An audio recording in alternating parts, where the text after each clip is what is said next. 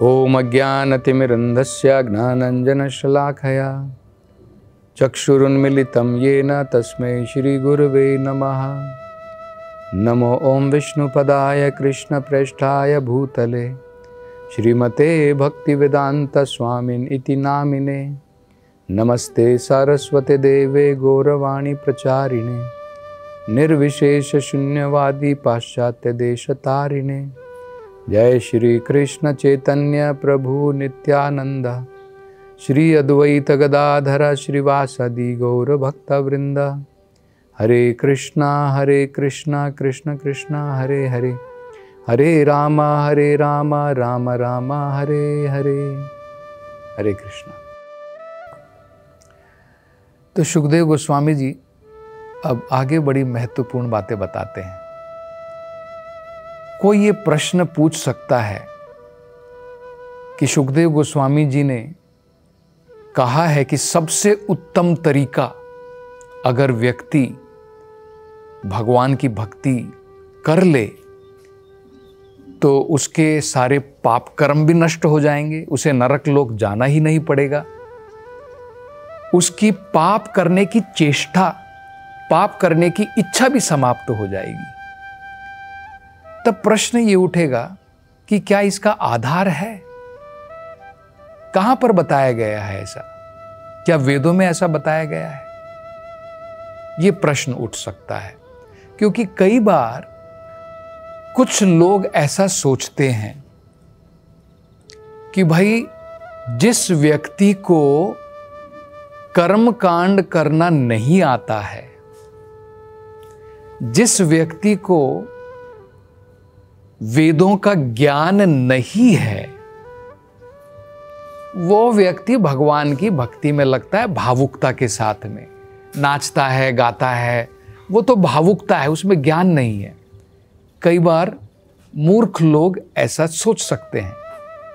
इसका उत्तर देते हुए सुखदेव गोस्वामी जी बताते हैं कि इससे बढ़िया तरीका और इससे ज्यादा प्रामाणिक तरीका आपको वेदों में कहीं नहीं मिलेगा। अत्यंत प्रामाणिक, अत्यंत उपयुक्त तरीका है। क्योंकि प्रश्न तो यही पूछा था परीक्षित महाराज ने, सुखदेव गोस्वामी जी कृपा करके मुझे सबसे उत्तम तरीका बताइए जिसके द्वारा व्यक्ति को मरने के बाद में पाप कर्म भोगने के लिए नरक की यात्रा ना करनी पड़े। कौन सा तरीका है? तो सुखदेव गोस्वामी जी ने बताया था कि भगवान की भक्ति सबसे बढ़िया तरीका है। तो अब वो बताते हैं कि ये बड़ा ही प्रामाणिक और उपयुक्त तरीका है। क्या कहते हैं? देखिए, वो कहते हैं सधरीचिनो ही अयम लोके। सधरीचिनो का मतलब होता है प्रामाणिक और बड़ा उपयुक्त। प्रामाणिक और उपयुक्त कहां पर? अयम लोके, इस लोक में। ये तरीका भगवान की भक्ति का जो किनके द्वारा किया जाता है?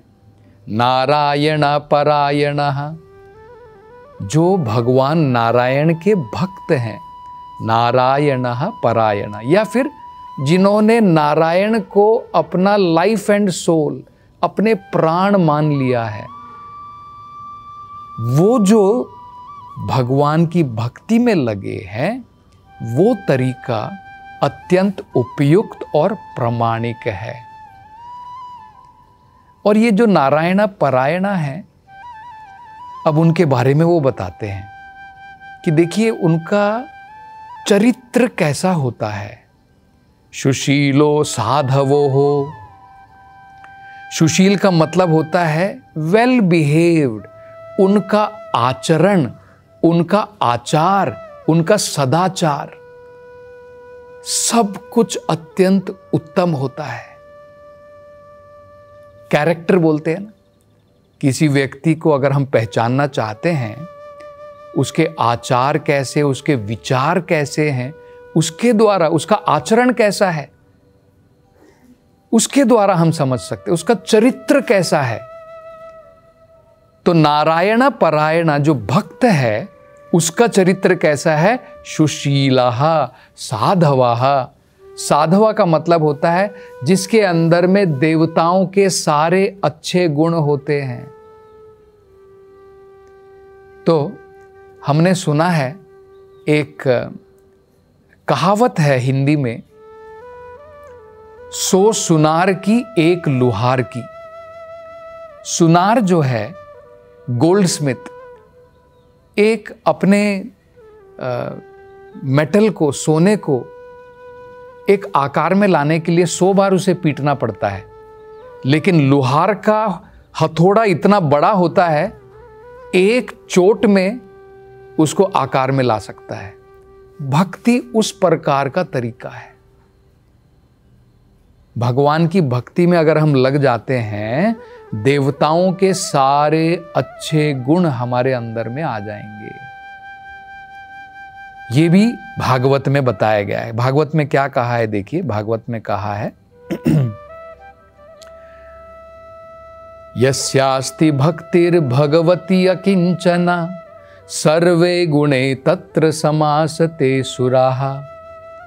जो भी व्यक्ति भगवान की अकिंचन भक्ति में लगा है, देवताओं के सारे अच्छे गुण हम देख सकते हैं उस व्यक्ति के अंदर में।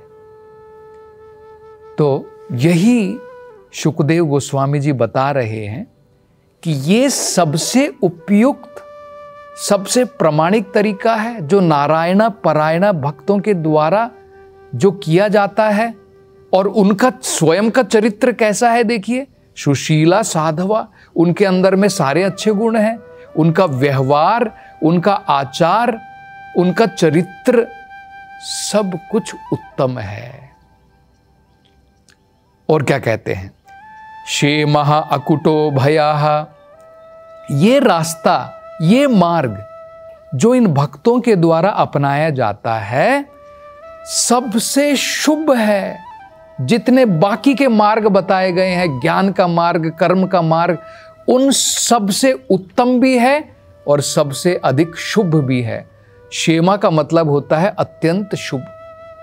और अकुटो भया, अकुटो भया मीन्स, इसका मतलब क्या होता है, जिस व्यक्ति ने इस मार्ग को अपना लिया है अब उसके जीवन में कोई भय नहीं है। जिस व्यक्ति ने कर्म के मार्ग को, ज्ञान के मार्ग को अपनाया है, अभी भी मन के अंदर में संदेह है, डाउट है कि भाई मैं प्रगति कर रहा हूं या नहीं कर रहा हूं। लेकिन जो व्यक्ति जिसने भक्ति का मार्ग अपना लिया है उसके मन में कोई संशय नहीं, कोई डर नहीं है। निडर होकर के वो भक्ति के मार्ग पर प्रगति करता है। ये जो है शुकदेव गोस्वामी जी बता रहे हैं। तो आगे हम लोग ये पूछ सकते हैं कि भाई बाकी लोग भी तो सुशील हो सकते हैं, साधु के उनके अंदर भी गुण हो सकते हैं, लेकिन अकुटो भया नहीं हो सकते हैं। उनके मन के अंदर में डर बैठा रहता है, संशय रहता है कि वो किस मार्ग पर, कहां पर जा रहे हैं। लेकिन भक्त के मन के अंदर में सारे संदेह मिट जाते हैं। अब उसके मन में कोई डर नहीं रहता है। अगला अब शुकदेव गोस्वामी जी बताते हैं बड़ा सुंदर उदाहरण देकर के कि ये जो बाकी के मार्ग हैं, ज्ञान का मार्ग जो उन्होंने पहले बताया था, कर्म कांड का मार्ग बताया था, प्रायश्चित करने का मार्ग बताया था, वो कहते हैं कि उनके द्वारा और ब्रह्मचर्य का पालन करके, तपस्या का पालन करके, लेकिन अगर उसमें भक्ति जो है उसमें जोड़ता नहीं है, केवल कर्म के द्वारा, ज्ञान के द्वारा, प्रायश्चित के द्वारा वो सोचेगा कि उसका हृदय शुद्ध हो जाएगा, नहीं होगा। अगर वो बिल्कुल सही प्रकार से जो प्रायश्चित बताया गया है कर्म कांड के द्वारा या ज्ञान कांड के द्वारा, अगर उनका पालन भी करता है तब भी उस व्यक्ति का हृदय स्वच्छ नहीं हो सकता है। और इसके लिए वो उदाहरण देते हैं, शुकदेव गोस्वामी जी उदाहरण देते हैं, मदिरा का पात्र।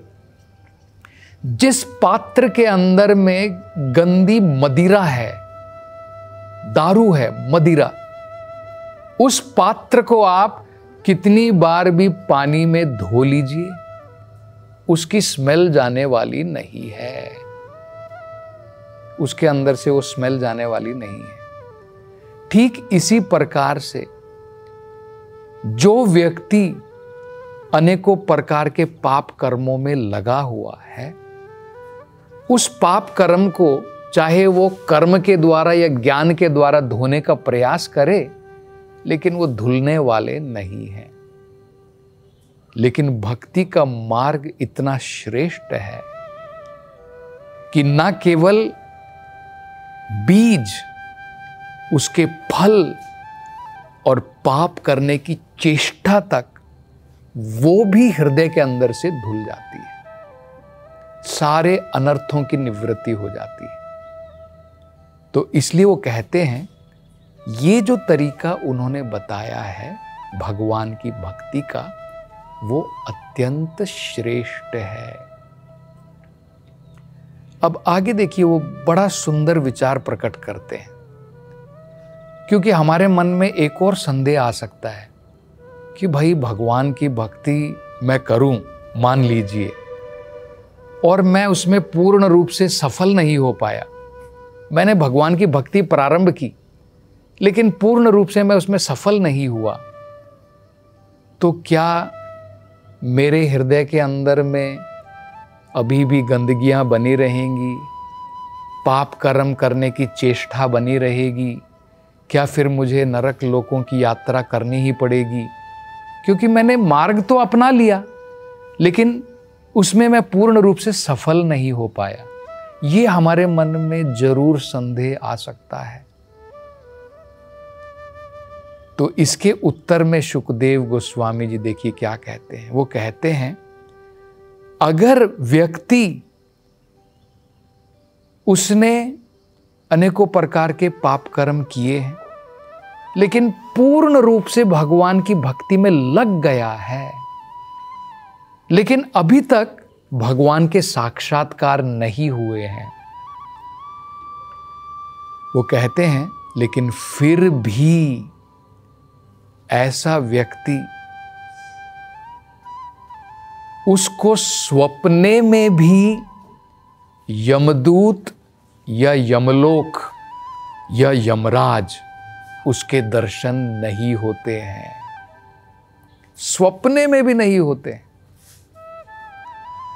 तो इस विषय में आचार्यगण बहुत महत्वपूर्ण बात बताते हैं। देखिए वो क्या कहते हैं। आचार्यगण बताते हैं, क्योंकि इस व्यक्ति की किसी न किसी प्रकार से भगवान के चरणों की तरफ आस्था बढ़ गई है, भगवान के नाम में, भगवान के रूप में, भगवान की लीलाओं में अब इसका आकर्षण बढ़ गया है।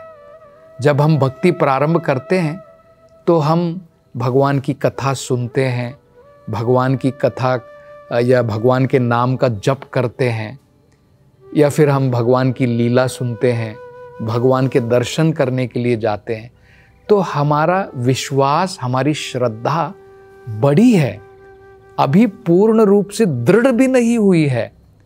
लेकिन शुकदेव गोस्वामी जी कह रहे हैं, इस अवस्था में भी जब व्यक्ति ने भगवान की भक्ति प्रारंभ मात्र की है, फिर भी उसके सारे पाप कर्म नष्ट हो जाते हैं, पाप करने की चेष्टा भी नष्ट हो जाती है, और उसके कारण सपने में भी यमदूतों के, यमराज के या यमलोक के, नरकीय लोकों के उसे दर्शन भी नहीं होते हैं। देखिए कितनी महत्वपूर्ण बात है, क्योंकि ये प्रश्न पूछा था सुखदेव गोस्वामी जी ने ये प्रश्न पूछा था। सुखदेव गोस्वामी जी से ये प्रश्न पूछा था परीक्षित महाराज ने, किस प्रकार से लोग जो हैं नरकीय लोकों की यात्रा करने से बच सकते हैं। अब यहां पर वो बता रहे, देखिए कितना बढ़िया तरीका है। वो कह रहे हैं कि नरक लोकों की यात्रा को तो भूल जाइए, वो तो बिल्कुल दूर की बात है। भगवान का भक्त जो भगवान की भक्ति में लगा है, अभी उसे पूर्ण रूप से भगवान का साक्षात्कार भी नहीं हुआ है, लेकिन आसक्ति बड़ी है। जिस व्यक्ति की भी थोड़ी आसक्ति बन गई है भगवान के नाम, भगवान के रूप, भगवान की लीला, इन सब चीजों में, उस व्यक्ति को सपने में भी नरक लोक के दर्शन नहीं होंगे। ये सुखदेव गोस्वामी जी बता रहे हैं। तो ये तो हमें पता है, भगवान भगवद गीता में कहते हैं, सर्वधर्मान परित्यज्य माम एकम शरणम व्रजा अहम त्वाम सर्वे पापेभ्यो मोक्षयिष्यामि।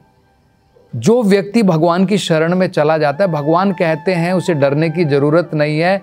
भगवान एक जीवन के नहीं, लाखों जीवन के पाप नष्ट कर देते हैं जो व्यक्ति भगवान की शरण में चला जाता है।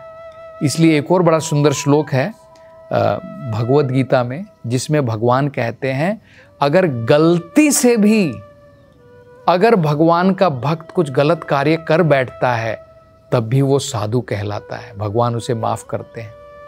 अपि चेत स दुराचारो, अपि चेत स दुराचारो, दुराचार अगर उसने गलती से कर दिया है, भजन्ते माम अनन्य भक्त, लेकिन फिर भी मेरी भक्ति में लगा है, साधुरेव स मंतव्य, उसे हमें साधु ही समझना चाहिए। क्यों? सम्यक व्यवस्थितो ही सह, बड़ी जल्द अपने प्रॉपर स्थान पर वो दोबारा स्थित हो जाएगा, अब वो दोबारा गलती नहीं करेगा। ये भगवान की भक्ति का मतलब है। तो अब आगे सुखदेव गोस्वामी जी क्या बताएंगे, इसकी चर्चा हम अगली कथा में करेंगे। हरे कृष्णा।